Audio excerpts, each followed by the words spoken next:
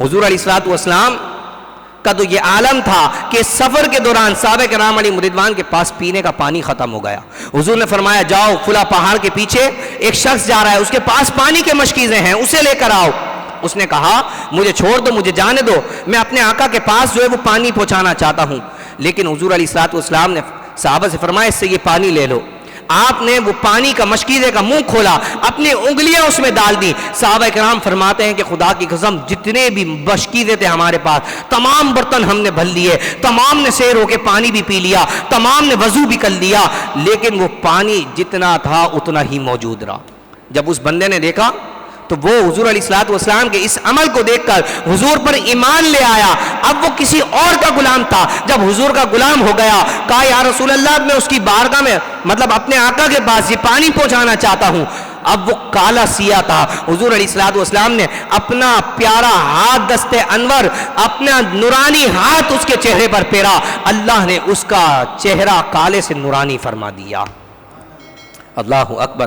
اب جب وہ اپنے لوگوں میں پہنچا, لوگوں نے گیٹ پہ روک لیا, دربار نے اسے اندر نہیں جانے دیا جا رہا. وہ اپنا نام بتاتا, اپنے حلیہ بتایا, اپنا احوال بتایا. کہا احوال تو یہ صحیح بتا رہا ہے لیکن یہ وہ بندہ نہیں ہے جو پانی لینے کے لیے گیا تھا, وہ تو کالا سیاہ تھا اور یہ نورانی چہرے والا ہے. تو جب وہ کالا جس کے چہرے پہ حضور علیہ الصلوۃ والسلام ہاتھ پھیرے, اللہ تبارک و تعالیٰ اس کے چہرے کو ایسا منور فرما دے. اللہ اکبر.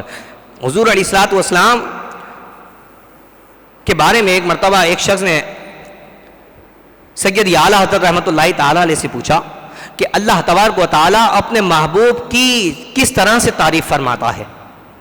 آپ رحمۃ اللہ تعالیٰ علیہ فتاوی رضویہ جلد 30 صفحہ نمبر 197 میں فرماتے ہیں اللہ اپنے محبوب سے فرماتا ہے انتا نور من نوری.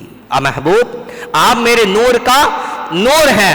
وَالسِّرُّ سِرِّ, اے محبوب آپ میرے رازوں کا راز ہے. وَقُنُوزُ مَعْرِفَتِي وَہِدایتی, آپ میری معرفت و ہدایت کا خزانہ ہے.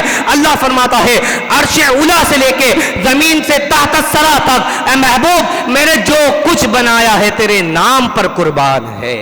اللہ اکبر. اللہ نے فرمایا قرآن مجید فرقان حمید میں اللہ تبارک و تعالیٰ فرماتا ہے اللہ نور السماوات والارض مثل نورہ کمشکات فیہا مصباح المصباح فی زجاجہ الزجاجۃ کأنہا کوکب درّی یوقد من شجرۃ مبارکۃ زیتونۃ لا شرقی ولا غربی یکاد زیتوہا یضیء ولو لم تمسسہ نار نور علی نور. اللہ فرماتا ہے یہ پوری آیت مبارکہ کو اللہ نے حضور کی نور کے لیے نازل فرمایا. سید اعلیٰ حضرت اس ایک اشعار میں پوری آیت کو یوں بیان فرماتے ہیں. میرا امام فرماتا ہے شمع دل مشکات تن سینہ زجاجہ نور کا, تیری صورت کے لیے آیا ہے سورہ نور کا.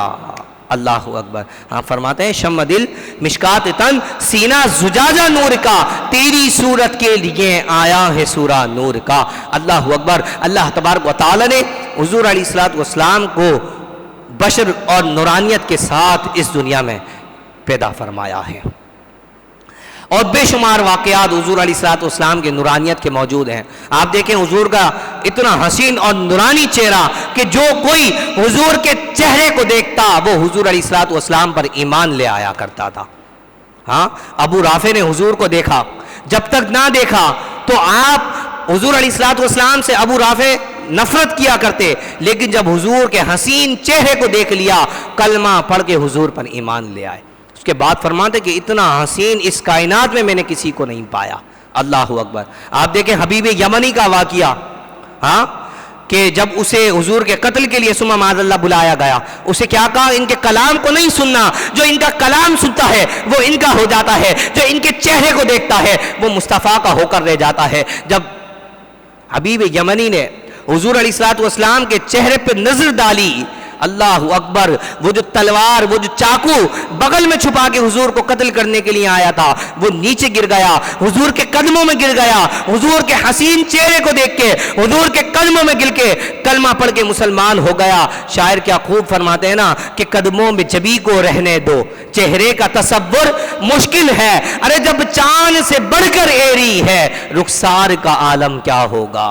اللہ اکبر۔ سیدی اعلیٰ حضرت رحمۃ اللہ تعالی علیہ تو معراج کی طرف اشارہ فرماتے ہیں کہ جب حضور معراج پہ گئے، جب آپ نے وضو فرمایا، غسل فرمایا، آپ کی پنڈلی سے لگ کے گرنے والے پانی کو اللہ تبارک و تعالی نے جنت کا رنگ و روغن بنا دیا۔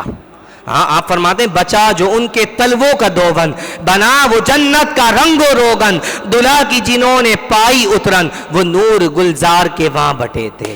اللہ اکبر۔ اللہ تبارک و تعالی ہمیں حضور علیہ الصلوۃ والسلام کے تمام کمالات، تمام معجزات، تمام اوصاف کو ماننے کی توفیق عطا فرمائے۔ آمین۔ وآخر الدعوانا ان الحمد للہ رب العالمین۔